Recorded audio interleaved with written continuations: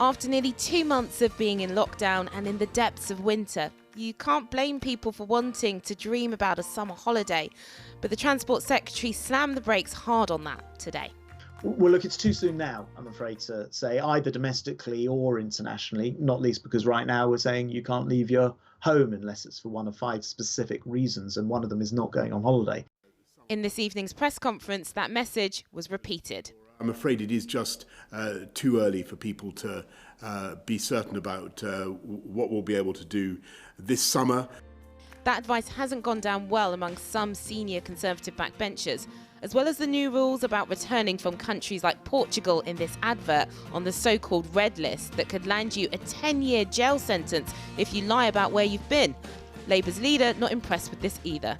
I think what the government could do for families is to stop putting out mixed messages. So the Prime Minister one week was saying he's optimistic about holidays, then got the Transport Secretary saying don't book a holiday. That isn't helping businesses, it's not helping families. Staycation plans in 2021, which may have re-energised the economy in places like Cornwall, seeming less certain then. The government are being accused by their own party of ripping out the goalpost on the timetable for easing restrictions. In better news for the Prime Minister, more than 13 million people have now had their first COVID vaccine. In Glasgow, this was the millionth person to get the jab in Scotland. Absolutely delighted. You know, it's a good step forward and moving on and getting back to a bit of normality. And the World Health Organization this afternoon backed the use of the Oxford AstraZeneca vaccine after issues had been raised about effectiveness.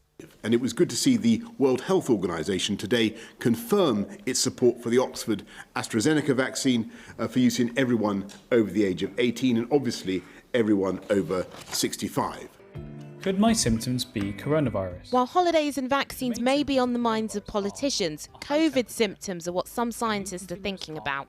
This ad showing the original list, but 4 new symptoms revealed are chills, loss of appetite, headache and muscle aches. Those findings are based on the REACT study. Professor Paul Elliott is one of the authors. What does this mean about the virus? Does it mean that the virus is changing? Is it getting weaker? Is it getting stronger? So it's not like that the virus has changed. It's just that we've accumulated a lot more information. This is on over 1 million people have been surveyed, and it's looking at their responses and seeing, you know, with a retrospective view, what are the symptoms that actually led to a positive test. We've had relatively good news on COVID today. The government's chief scientific advisor saying most numbers are going in the right direction. But that still hasn't removed the uncertainty the virus brings. So booking your summer holiday, still very much out of the question. The full roadmap of unlocking will not be given in England for at least 2 weeks. Well, the senior Conservative MP Sir Charles Walker has strongly criticised Matt Hancock's plan to impose 10-year prison service sentences on people who try to evade quarantine rules, calling it utterly ridiculous. And he's accused the government of robbing people of hope. I spoke to him earlier and began by asking why he's so furious. We were told that vaccines were the way out of this. We were told when Christmas was cancelled, celebrate your Christmas at Easter. Bring your family together then because the vaccines will allow that. And a lot of people have been holding on through the long winter months, looking forward to that date in Easter. And what the Secretary of State for Transport has done by telling people not even to plan their domestic summer holidays is to suggest unwittingly, or wittingly, I don't know, that perhaps lockdown is going to extend from the spring into the summer and beyond. And that is a terribly irresponsible thing to do, a terribly, terribly irresponsible thing to do with a very stressed out and exhausted nation. I mean, could it be that actually the irresponsible thing to do was to tell people that things were going to be okay?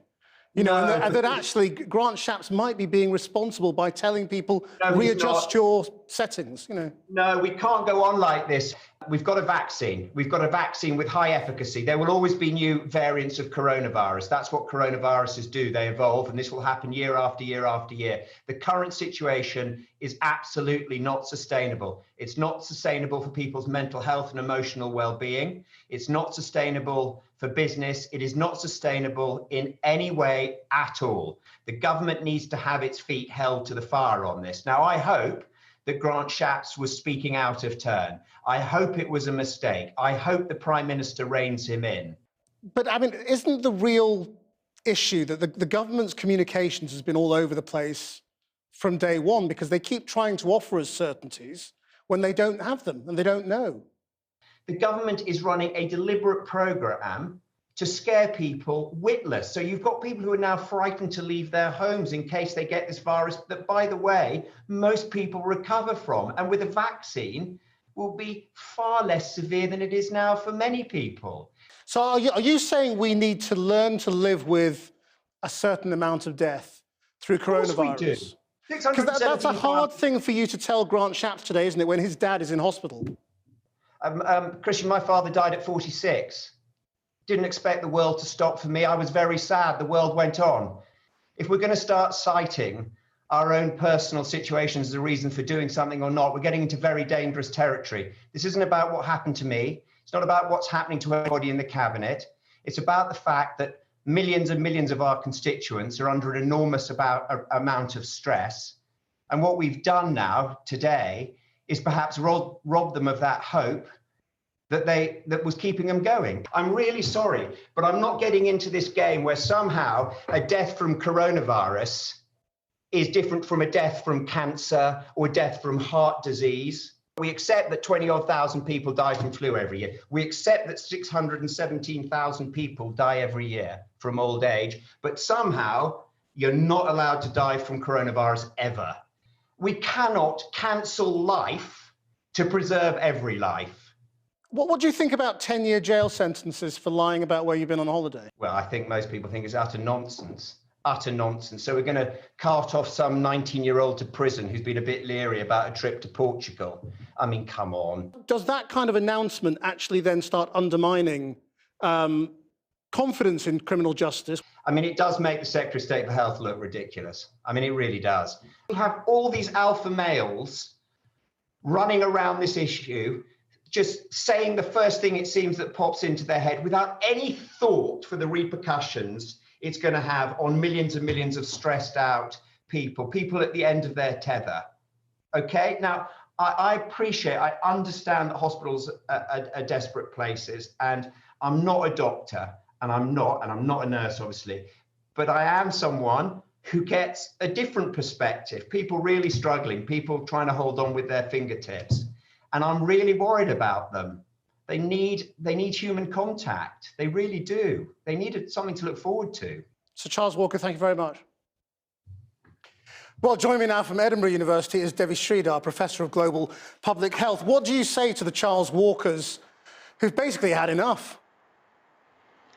To be honest, I mean, it sounds like a child having a tantrum because they want a unicorn for their birthday and no one can give them a unicorn. I mean, come on, we're in a pandemic and there are hard choices to be made and no one wants to be in a lockdown. And we are all suffering through this, the poor more than anyone else, and those who are living in crowded housing and who are, at risk of loneliness and in abusive situations. But just because we're angry about a lockdown, it's not presenting us a solution. The solution is, how do we make this be the last lockdown? How do we do this properly to get our numbers low, build a system to keep them low, and put in place what we need to actually do that? And if the trade-off is actually we can't travel internationally, well, people in Australia and in New Zealand and in East Asia have accepted that trade-off. They get their life back. They get pubs, restaurants, concerts, music, sports, schools, an essential part, but they can't go abroad on holiday. That's the cost. And I don't understand why holidays provoke such furor when our schools being closed don't. Well, I suppose it might be because there is no prospect of ever being able to go on holiday at the moment, as long as coronavirus stays in circulation. I mean, is that possible, that we can just never travel to Australia? Well, actually, Australia and New Zealand have now a travel corridor, so they can go between them. And you saw the Australian Open has welcomed tennis players from around the world with the quarantine. Are people willing to do a 2-week quarantine to live a completely open and free life where you can hug people and you don't have to distance and wear masks? They're accepting it because that's what's happened. And a lot of the players have said, actually, they've changed their mind on the approach after having traveled to Australia. Do you get a sense that people are turning on experts again? We went from the sort of the Brexit period of the public's had enough of experts to the coronavirus when suddenly experts were back in fashion. And now you're not saying what people want to hear. Well, our job as experts is not to be popular, and we tend to say things and people tell us that we're spreading fear. So a year ago in January, when people asked me, is this virus in Wuhan worrying? Is it going to move internationally? The answer was yes. And people didn't like that answer because they didn't want to know it was coming. And in February, when Italy went into lockdown and people said, will that happen here? Will we go into lockdown? And I said, probably yes. And we went into lockdown. People didn't like that answer. And now people don't like that there's going to be variants out there which are challenging to our vaccines. And actually, it's science. Think of the people who developed these at least 5 effective vaccines, and doctors in hospitals, and the trials that have given us treatments. These are the people trying to find solutions. So it's easy to complain and say lockdown is awful and there are all of these problems. What's really hard is to find solutions, and solutions that take us out of this deep pit in a way that preserves human life and the economy. Because being in repeated lockdown cycles is killing our economy. And the way to get out of it is actually to follow public health guidance, which is get those numbers low, build an effective test and trace isolate system, and figure out if you're going to have to lose something, what is it going to be? And I think most people would say losing holidays for one summer is worth getting most other things in life back for.